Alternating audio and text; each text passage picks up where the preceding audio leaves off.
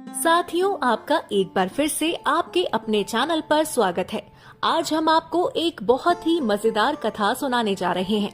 ये कथा माता सीता से जुड़ी हुई है, लेकिन हम इस कथा की शुरुआत करें उससे पहले आपसे ये निवेदन करेंगे कि आप इस चैनल को सब्सक्राइब कर लें, ताकि आप सभी पर भगवान राम की कृपा बरसती रहे।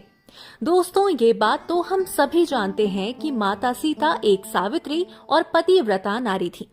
वैसे तो वाल्मीकि रामायण में माता सीता की जीवनी और चरित्र के बारे में वर्णन काफी कम मिलता है, लेकिन अवध और दक्षिण के कुछ रामायणों में माता सीता के जन्म और चरित्र को लेकर काफी कुछ पढ़ने और सुनने को मिलता है। ये कथा है उस वक्त की जब माता सीता लंका में रावण के कैद में थी। इस समय माता सीता अशोक वाटिका में त्रिजटा नामक राक्षसी के साथ रहती थी। रावण ने त्रिजटा को माता सीता के अंगरक्षक के रूप में नियुक्त किया था। हम ऐसा इसलिए कह रहे हैं क्योंकि इस कैद में रहने के दौरान त्रिजटा और माता सीता में अच्छी मित्रता हो गई थी। वो अपने हर दुख और सुख को त्रिजटा के साथ साझा करती थी। रामायण में जब भी माता सीता की कथा का जिक्र होता है तो रावण की कैद में रहने के दौरान इस बात का भी जिक्र होता है कि माता सीता रावण से जब कभी भी बात करती थी तो वो एक तिनके का ओट लेकर उससे बात किया करती थी। इसके पीछे दो कथाएं प्रचलित हैं। आज हम आपको दोनों कथाओं के बारे में बताने जा रहे हैं। साथ ही ये भी बताएंगे कि दोनों कथाओं में से कौन सी कथा प्रमाणित है और किसका ज्यादा महत्व है। पहली कथा के अनुसार एक समय की बात है जब माता सीता नवविवाहित भगवान राम के संग अपने ससुराल यानी राजा दशरथ के महल में आई। इस दौरान परंपरा ये होती थी कि जब भी कोई नई बहू ससुराल में पहली बार आएगी तो वहाँ के लोगों को अपने हाथ का कुछ विशेष पकवान बनाकर खिलाएगी। इसी क्रम में माता सीता ने महल के सभी लोगों के लिए अपने हाथों से खीर बनाई। खीर सभी लोगों के लिए परोसा गया। वो काफी स्वादिष्ट भी था क्योंकि सभी लोग उसकी तारीफ कर रहे थे। इसी दौरान राजा दशरथ के लिए भी खीर परोसा जाता है, लेकिन उन्होंने न तो अभी तक खीर की तरफ देखा था और न ही खीर खाना शुरू किया था।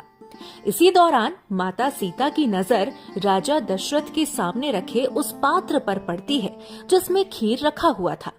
खीर में पड़े तिनके को देख वो घबरा जाती हैं और सोचने लगती हैं कि कहीं राजा दशरथ इस कृत्य के लिए नाराज न हो जाएं। सीता अपनी शक्तियों का इस्तेमाल करती हैं और उस तिनके को अपने नेत्रों के तेज से जलाकर खाक कर देती हैं। लेकिन इस पूरे घटनाक्रम को राजा दशरथ देख लेते हैं और सीता को अपने समीप बुलाते हैं। वो पूछते हैं कि हे सीते, आपने जो अभी किया क्या वो आपने क्रोधवश किया? तब सीता ने जवाब दिया कि नहीं महाराज, मैं इस कृत्य से विचलित हो गई थी।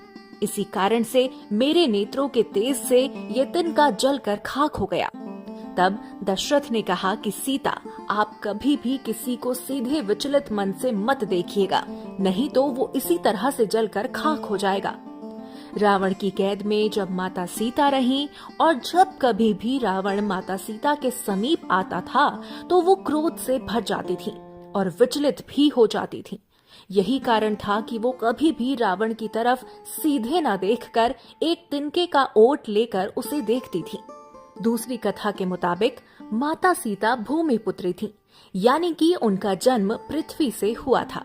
वहीं अगर तिनके की बात करें तो घास जब सूख जाती है तो वो तिनका हो जाती है और घास का जन्म भी धरती से ही होता है। इस तरह से माता सीता और तिनके का रिश्ता भाई और बहन का हुआ। यही कारण था कि माता सीता तिनके के ओट से बात करती थी ताकि उनका भाई उनकी रक्षा करे। साथियों, इन दोनों कथाओं में अधिक प्रामाणिक कौन सी कथा है ये कह पाना तो मुश्किल है, क्योंकि सनातन की परिभाषा यही कहती है कि हरि अनंत हरि कथा अनंता, कहा ही सुना ही बहुविधि सब संता। अगर आपको इन कथाओं से संबंधित किसी तर्क को साझा करना हो तो आप हमें कमेंट बॉक्स में बता सकते हैं। इसके अलावा आप इस कथा को ज्यादा से ज्यादा शेयर करें।